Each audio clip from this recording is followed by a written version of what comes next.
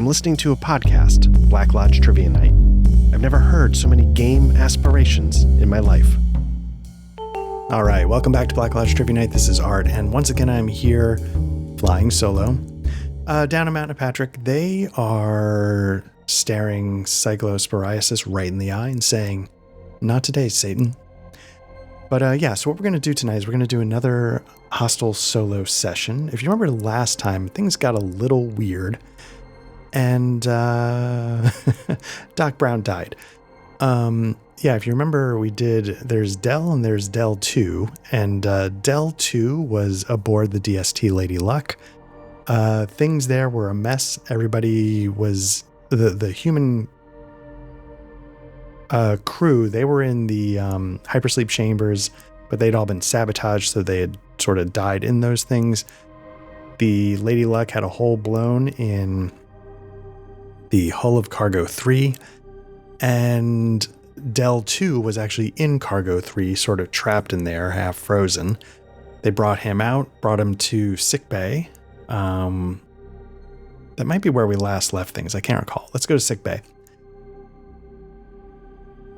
But so Del was down there, and on the table, unconscious. Doc Brown's dead, body half stashed, but not cleanly, because Del 2 sort of got interrupted mid stashing and had to sort of wrap it up before he was ready, and sort of mimicked Doc Brown's voice within the ship's channel, not the everybody channel that might have gotten back to Olivia on the other ship, and said, like, imitating Doc Brown's voice sort of imperfectly, like, "Hey, I need to go back to the other ship."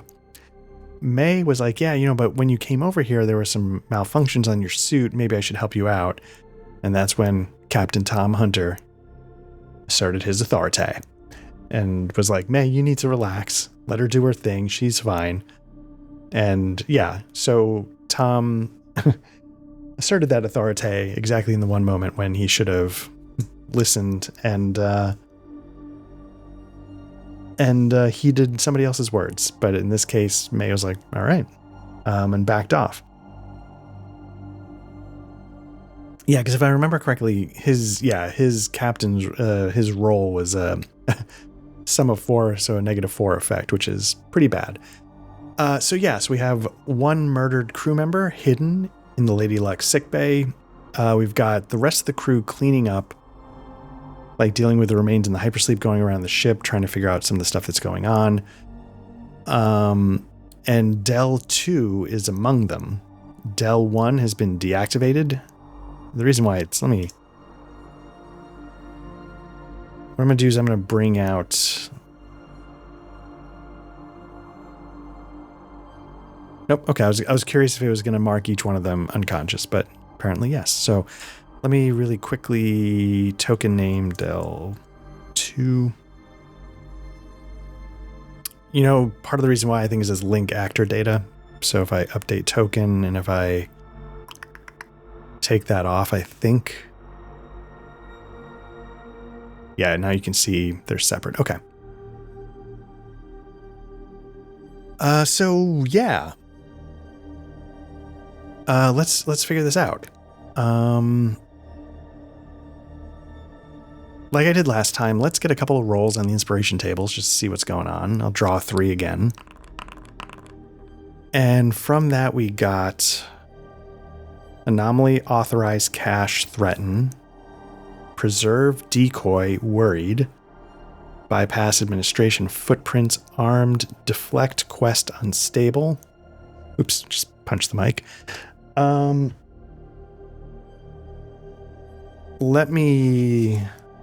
One that jumps out obviously is unstable. Let's note that one. Activation, faction, dying, friendship, overwhelm, loyalty, smug. Okay.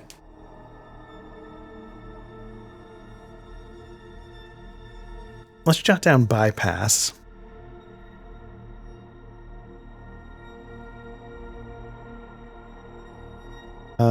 Authorize. Let's do authorize. And I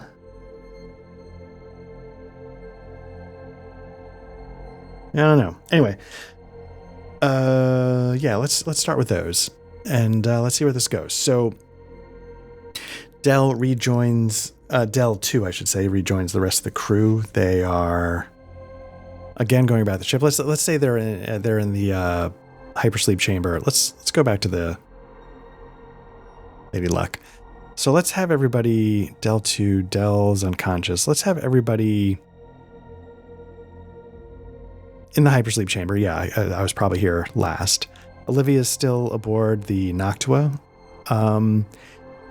And she's like, hey, just, Captain Tom May, she might not talk to JM, but, she's like, Del, just checking in, just seeing how everything's going, checking in. But if you remember at the end of the last time, she was starting to notice that there might be something going on with the long-range communication. Short-range seemed to be in operation, but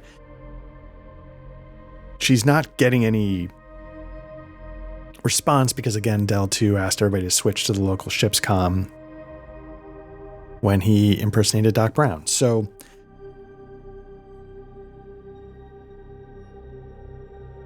yeah, so Del 2. So if you remember on board the other ship when Captain Tom had a moment of weakness and he started to sort of step outside of himself and almost started to suffocate JM, who was unconscious in medbay, there's security cameras. So Del 2 knows that he's got some time to maybe get to the mainframe before somebody says, okay, let's, see if we can get a little bit of the black box information going. And, so hypersleep chamber, let's see if he can sort of duck out. Nope. Let's just, again, you know what, I didn't need to do that. What I can do again is what I should do last time, go to link actor data. And let's do that. Okay. So the question is, can he separate himself? Did I write down decoy? So maybe that's what he's going to do. So Del is, he's tapped in directly to the computers, and he's going to attempt to sort of trigger an alarm. So let's do a computer roll. It's going to be pretty good. So if you remember from last time, I'll bring it back into the fold here. A 3 is a yes. So does he trigger an alarm that provides a distraction? The answer is yes. So let's detach this window again. Let's get out of the way. Let's bring up a ship malfunction roll table.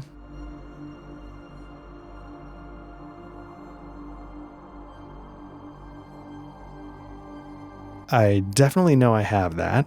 Space flight. Interruption to hyperspace? No. Type of crisis input reaction table? No.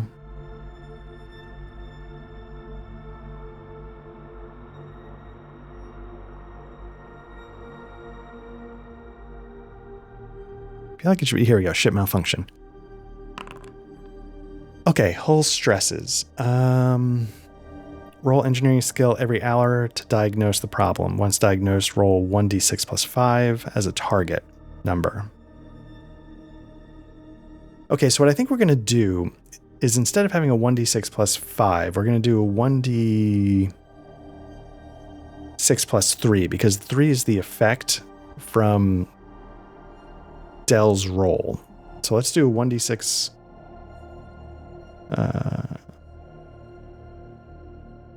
Whatever this is, I'm just going to subtract 2. Okay, so the target number is going to be a 6. And that target number is going to be able to diagnose that, like, hey, this actually isn't real when the time comes. So what we're going to do is we're going to say, like,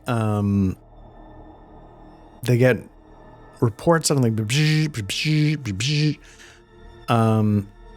And as that starts to fire off, Del, kind of flips the screen to something else, so it's not quite so obvious that that's what he's doing. And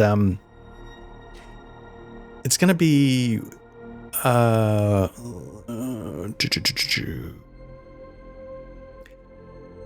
let's see, 1, 2, 3, 4, 5, 6, 7. Can't be in the hypersleep chain because that's where they are. 8, 9, 10, 11, 12, 13, 14, 15. So I'm going to roll let's see, 1, 2, 3. So it's basically bum, bum, bum, bum, bum, bum, bum. 1, 2, 3, 4, 5, 6, 7. Shit. Okay, so let's do this. Is it A or B? Which deck is it? Flip a coin.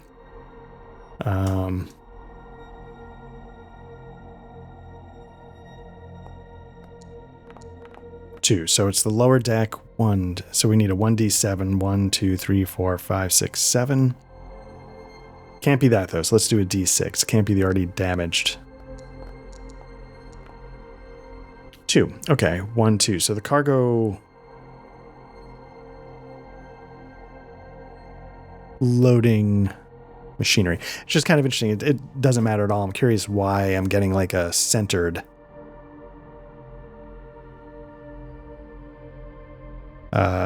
thing here, but it doesn't really matter. I was just curious. Alignment left. Okay. So like the reports come out, cargo loading machinery experiencing like hull stresses, hull fracture, like leaking air, something, along those lines. And, Tom,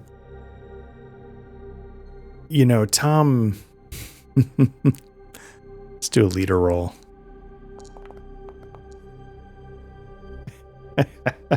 Again, a -4 is a no and. So is he able to control the situation? No. And he starts to panic. So he's like, oh my God, all right, we're all going to die, that kind of thing. And all of a sudden, like airplane, everybody's lining up to slap him in the face, calm him down. But basically he starts to freak out. And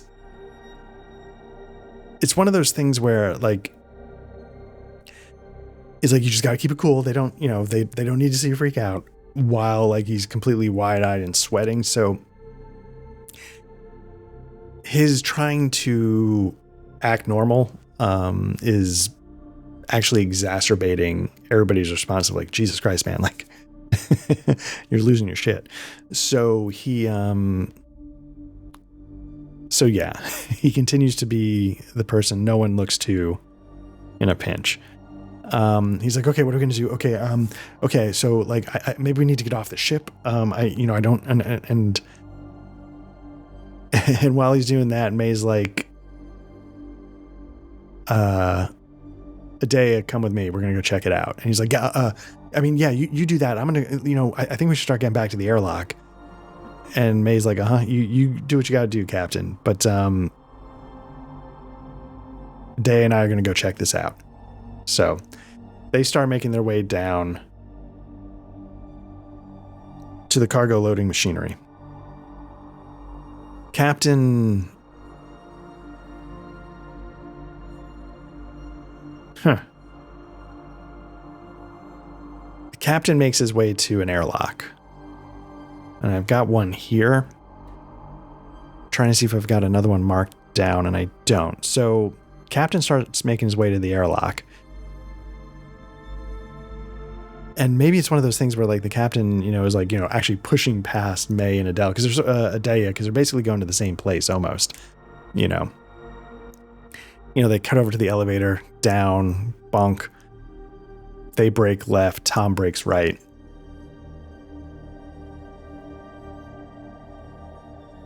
Now the question is, does Tom panic so much that he starts to go back to the ship? I'm going to say it's a total coin flip. So 1 through 3, yes. 4 through 6, no. Nope. That's not what I meant to do.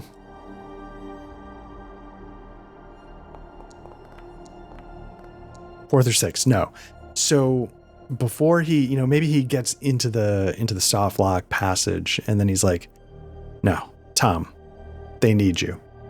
Now more than ever. Buck up. Pull yourself together. and do the job. Which, again, he has not done basically the entire time this adventure's been going. But it's almost like somehow, some way, out of nowhere, there's a mirror in the soft lock. And that mirror is like, he just looks himself right in the eyes like, no, you son of a bitch. You get back in there and you finish the fight. And so he turns himself around with renewed whatever he would renew. And May and Adea, they're working on the loading machinery. So they open the door, they get their suits sort of locked in, visors down. So they're on their internal air supplies just in case. Airlock, the doors closed behind them to seal it in case they are leaking atmosphere. They're not. But, and they get to work. So Adea needs to do,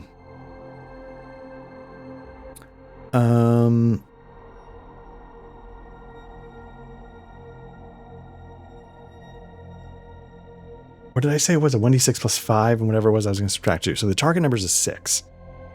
And so it's going to be her engineering, which she's pretty good at. So let's see what happens. Can she beat that target number of a 6? Easily. So it's not really an effective 4. It's actually like an effective 6. So I'm going to show you when you do that. The result is yes, and amazingly, you succeed spectacularly with an exceptional bonus that might transform the plot in your favor. And I think what that's going to be, what that's going to be is she is running diagnostics in the cargo loading machinery. And what she uncovers is not only that there's nothing wrong, but also Del 2 left a little bit of a signature in the command to fire off the alarm. She points it out to May. And May is looking at, she's looking at the call sign or whatever the login info is. And she's like, that's not Del. Because again, remember, they all think he's, their Del. And they're like, that's not Del. And so JM is with Del 2 in the hypersleep chamber, still doing the work. And they're doing their thing down there. So let's say that was all in progress. Tom's still doing his pep talk. Del's like, I need to step out for a moment. And Jam's like, yeah, sure, yeah. And, he keeps scrubbing away. And Del 2 makes his way to wherever it would be. We'll just say it's in the middle somewhere. And he's going to give scrubbing it's not even going to be, well, let's see how he does. Gets an 11, so an effective 3. So the question I was asking myself was he able to scrub? All of it seems too much. If he'd gotten like a yes and or like a yes and amazingly, maybe he scrubs as much as he wants where everything would be appropriate. But I think with that roll, what's going to go missing is the last part of the hypersleep chamber footage. And I think, he didn't do such an amazing job that, again, there might be a digital fingerprint here that can be found. But we'll have to see if that comes up. So that's what Del's doing. Del 2 is doing while May and Adea are discovering that things are off here, and Tom is talking himself down. So those are all sort of happening concurrently. Okay, sorry, I had to pause for a second there. Okay, so yeah, Del's sort of scrubbed those records a little bit. JM's still working in the hypersleep chamber. And Adea has just solved the that Del 2 is in Del's shell, and that Del 2 triggered an alarm for some reason. And so May's immediately on the communicator, but she flips back to off of ship's comms, and she's like directly to JM, like JM channel 3. And JM goes channel 3, got it. And he flips over, blip, blip, blip. And a day is also on channel 3. And May's like, is Del with you? And James like, no, he just stepped out a second ago. He said he had to take care of something. He's like, okay, understand this. Like, that's not our Del. That's Del 2. I know, it might be Del's.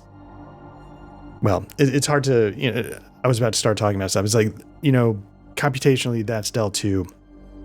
Something's off. We got to figure out what's going on. Can you get to the med bay and see if you can activate Del on the table? And JM's like, I can try. And May is like, we're on our way. Avoid Del 2 if you can. Get to the med bay. Lock yourself in, whatever you need to do. We need to get our Del back up and running. And as they're coming out, Tom's coming back in, and he's like, look, I know it might have seemed like I, lost my head a little bit, but I just wanted to reassure you that I'm absolutely, and they're like, Tom, come with us. And he's like, well, I just shut up, Tom, follow us. We're going back upstairs. We'll explain on the way. And Tom's like, I don't like this, whatever. I feel like I should be more in charge. Oops, I just brought half the.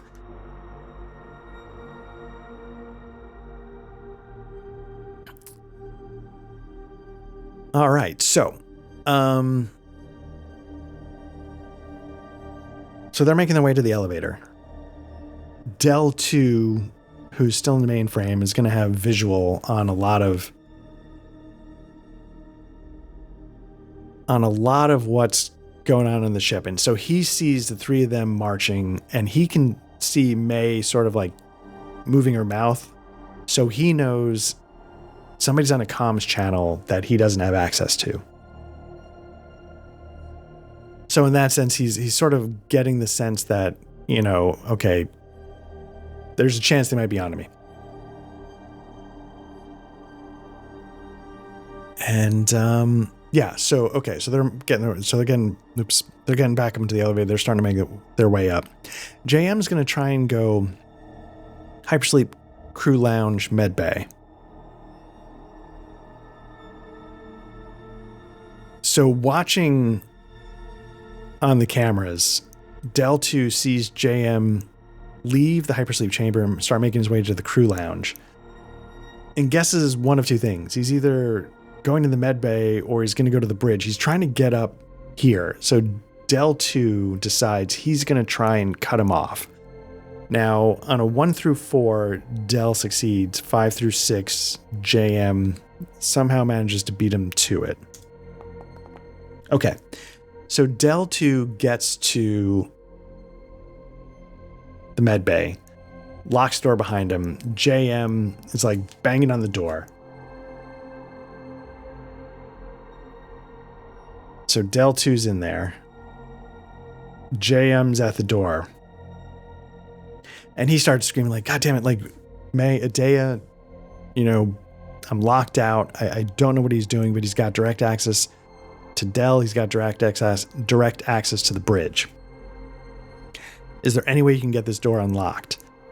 And Adea is like, I can see if I can override something. Let me see if I can get to the mainframe. And so Adea starts making her way to the mainframe. Del is in here, and he's realizing that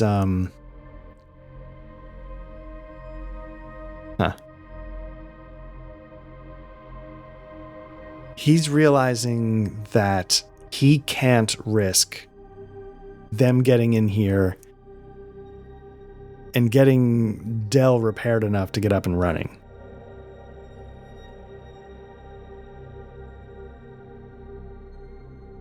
I don't think I need a roll for this, but yeah, an effective 6, which is an amazing. So basically, he sabotages Dell beyond all repair. And maybe before he does, he gets a data dump so he knows everything that happened aboard the ship beforehand. So Dell has now been completely rendered useless. He's broken. He's been broken beyond repair. And, you know, his data banks are all stripped and gone. So even if you were to bring him back, get him repaired, nothing would be retrievable. There is no information left to get. It's like a total wipe.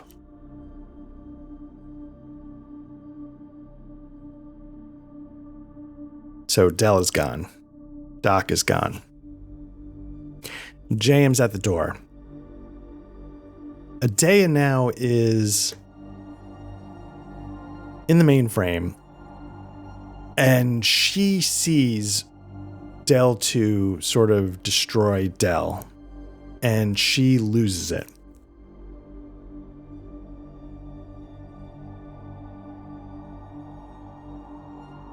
This is the kind of thing, like, you know, a lot of games, they have some kind of like mental check. Endurance is physical, dexterity, strength, they're all physical.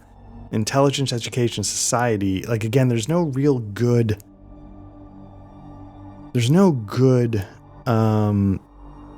like, stat to, like, do you keep your shit together? I guess we could just use some kind of yes, no roll. 5, 6, yes, but 1 through 4, no. 4, no. So if you remember, like, her whole thing is that she's terrified of dying in space. An incorrectly prepped crew for hyperspace, you know, was a big part of it. So there's a lot of things going on right now that are really messing with her.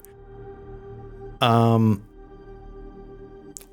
so she's going to break down,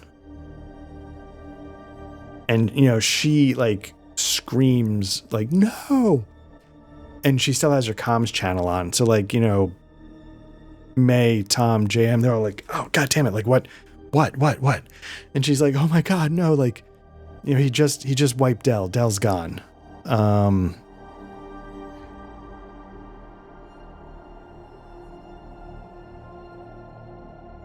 why did this one? It doesn't matter. But, and May's like, wait, what? And Tom's like, oh my God, oh my God, like, oh my God, what's going on? I don't know what to do. And so Tom's going to finally catch up to what everyone has known the whole time, in that he doesn't have any idea what he's doing. He has no idea how to manage anything. He's not going to be able to lead his way out of a paper bag. Like, he starts to fall apart as well. So a day is falling apart because, like, this is just playing into, like, literally all of her fears all at once, and she just watched something traumatic happen. Tom is starting to realize that he really wishes somebody else was in charge. May's angry. May is angry, and so she's like, oh, fuck that. You know, we need to address this right away.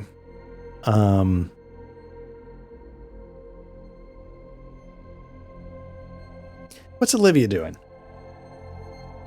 1 through 4, she stays put, but on a 5, 6, she's starting to get a little curious and starts like, do I need to take matters in my own hands?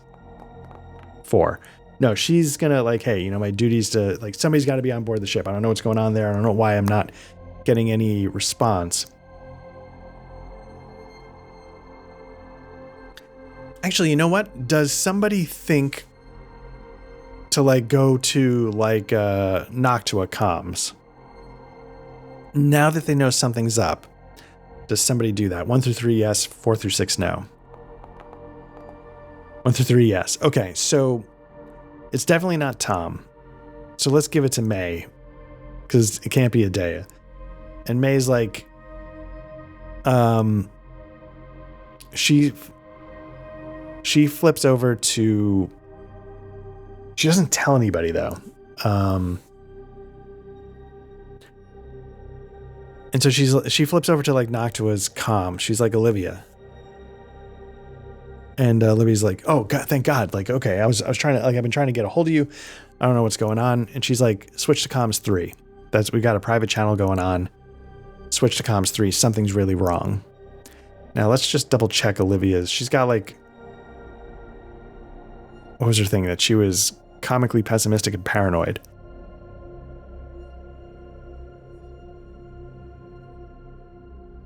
Okay. So she's like, I knew something was up. Oh, like, as soon as I didn't hear back from you guys, I don't know who I've been talking to for the last 10 minutes, 20 minutes, whatever, how long it's been. And May is like, Olivia, I need you to get Doc Brown, and I need you. And Olivia's like, what are you talking about? And May's like, just, Doc Brown went back. I need you to get her and see if she has any. And Olivia's like, no. Nobody's come back.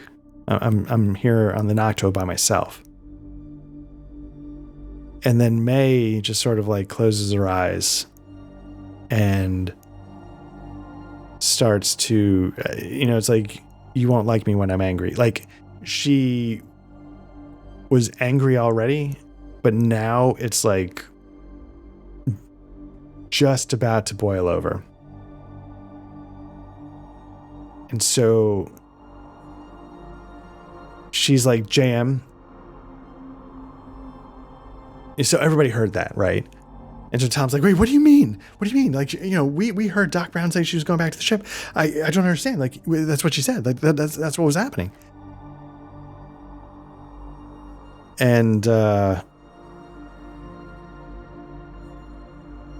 Adea's like, oh, no. And Jam's like, okay, we don't know. We don't know. We don't know. He's trying to still apply some rational thinking, but I think even he's a little like knows is trying to smooth it over. He part of him knows. So May's, let's go back to the ship, Lady Luck.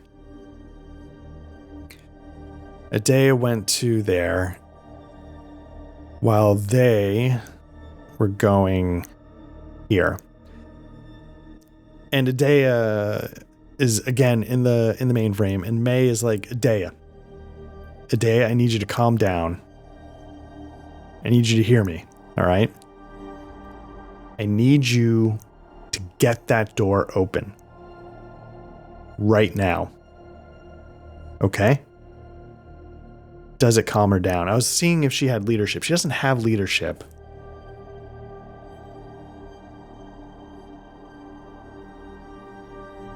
I guess under some circumstance, like, this is one of those weird things. Most of the time I feel like, and I think I said something similar to this in the last session, like when I was saying like, yeah, there's a whole section on combat, but on some level, who cares? When Patrick and I were playing The Conspiracist a long time ago, I think at one point one of us asked, like, does this like show that you don't really need a system to play certain types of RPGs? Could you just flip a coin? Could you just roll a D4, for just literally everything? If you just sit there and say like, I feel like this is pretty likely, so let's say 1 through 4 on a D6. Because I find myself like not wanting to bust out a lot of things. And I'm sitting here going like, well, I don't see a skill for leadership on May. So do I roll an untrained, or do I just say it's a coin flip, or do I, like, it's sort of becoming an interesting, dilemma is not the right word, but it's just like, how much do I really need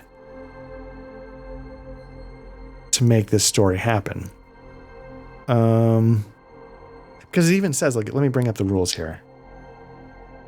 Reattach the window. You know, it says, like, if you look in the sidebar here, like task resolution, you know, there's like modifiers, like, is it this, that? But then it's also like a scene resolution, which is just make something up and roll against an 8. Like each one becomes like, you know, it starts at the most involved and it's like, yeah, now you got mechanics to resolve a whole thing. Yeah, but then you just make it a yes, no, or just ask the D6, you know, and then finally just decide, you know, like at some point it's just like, do whatever you want. Right. And so I find myself getting deep into this now, finding myself just wanting to go and not worry about what's going on. And not sure what to do. Let me detach window.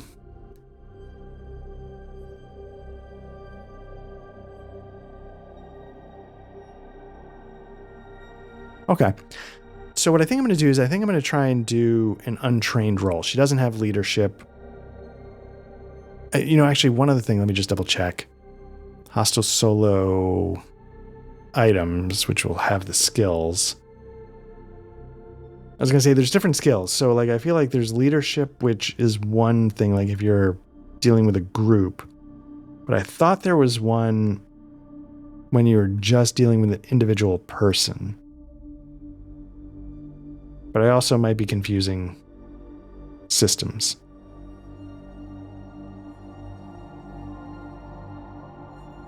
Motivating others in time or crisis of stress. Okay, so that's what she's trying to do. She doesn't have it, so she's going to be untrained. And she's going to get a 6. Getting a weird pop. I recently moved my production headquarters within the house, and this is the first time I'm using it. And I'm just working out some of the kinks. It took me a while to get this up and running, actually, in ways I was not expecting. So anyway, so she rolled an effective -2, which means if we just bring up the a -2 is a simple no.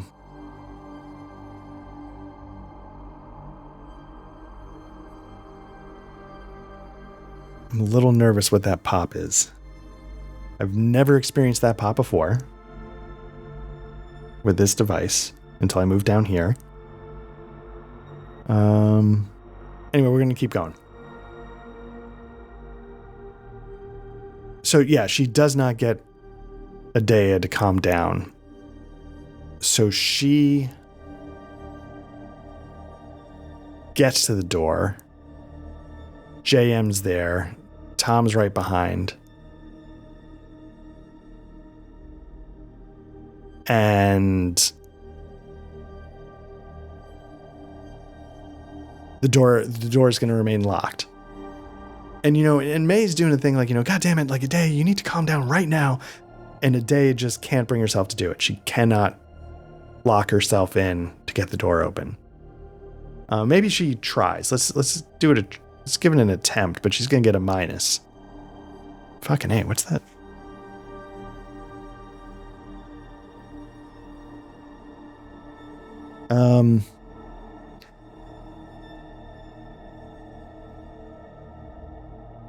It's an electronics roll, but it's going to be like a -.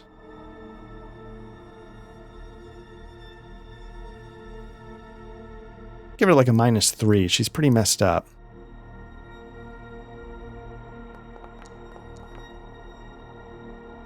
Okay.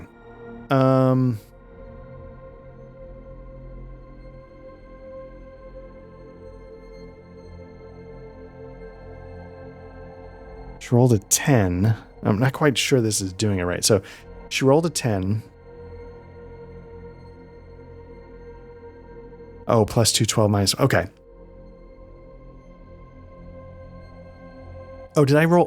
Okay, sorry. That should have been an electronics computer with a -3.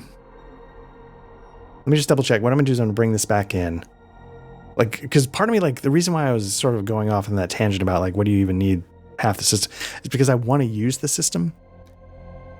Ba, ba, ba.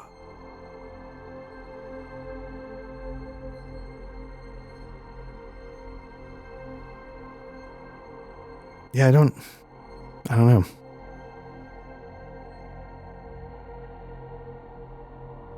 What did I say? -3? Let's just try again. Okay, that feels more on brand. Okay.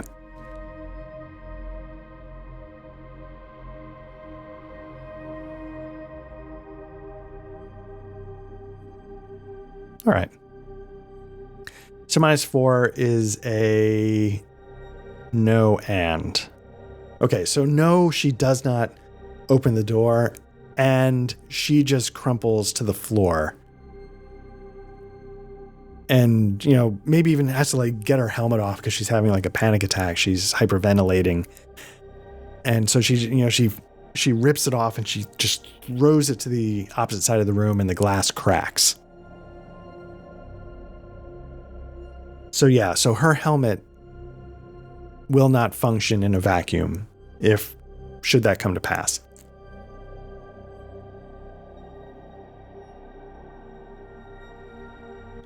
So, okay.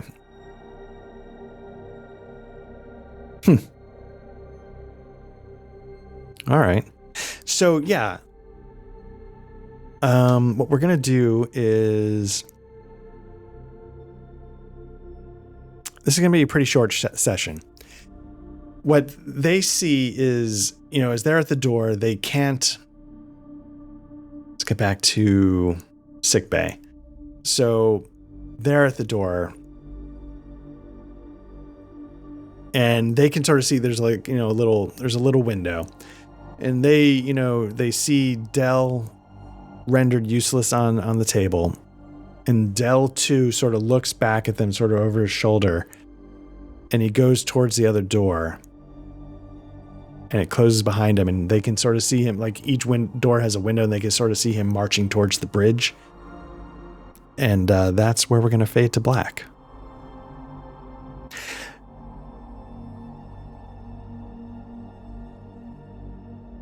Yeah, this is interesting. This is interesting. You know, like I was saying in the last session, I feel like we're sort of heading towards the conclusion. And I don't know if other people feel this when they play solo RPGs, but I feel somehow more pressure for the decisions I'm making. And I don't think that makes any sense. I feel like, you know, it's just like, hey, wing it, you know, roll dice, see what happens. Who cares? But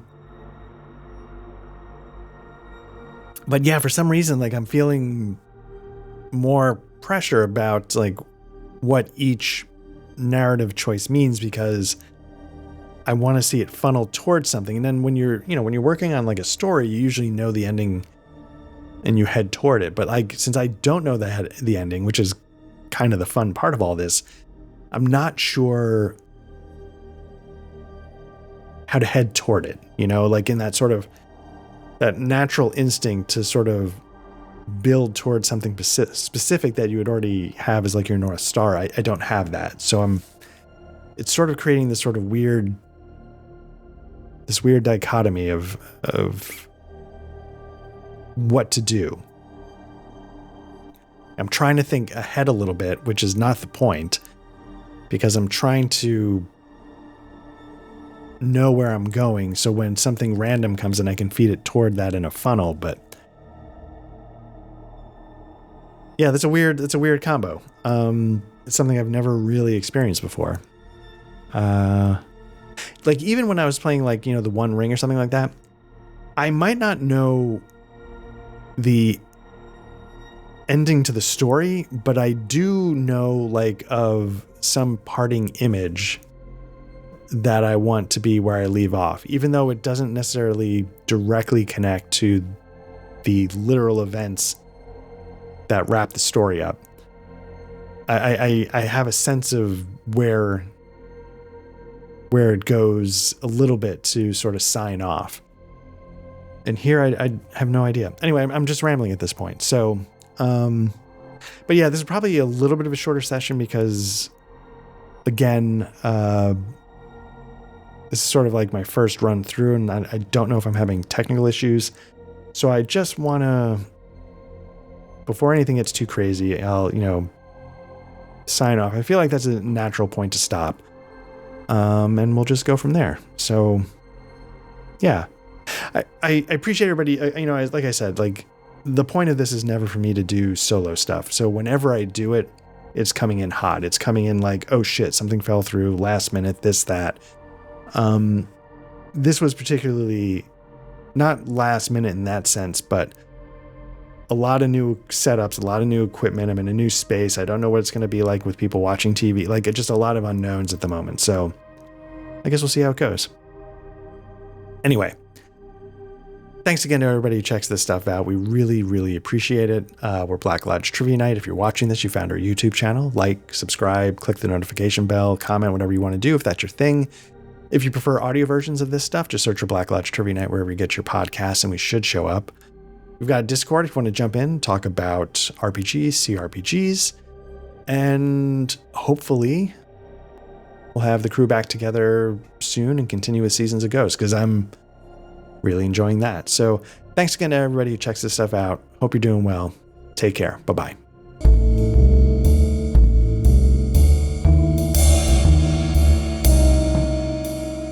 The in-session music was provided by Tabletop RPG Music and composed by Ian Fisher.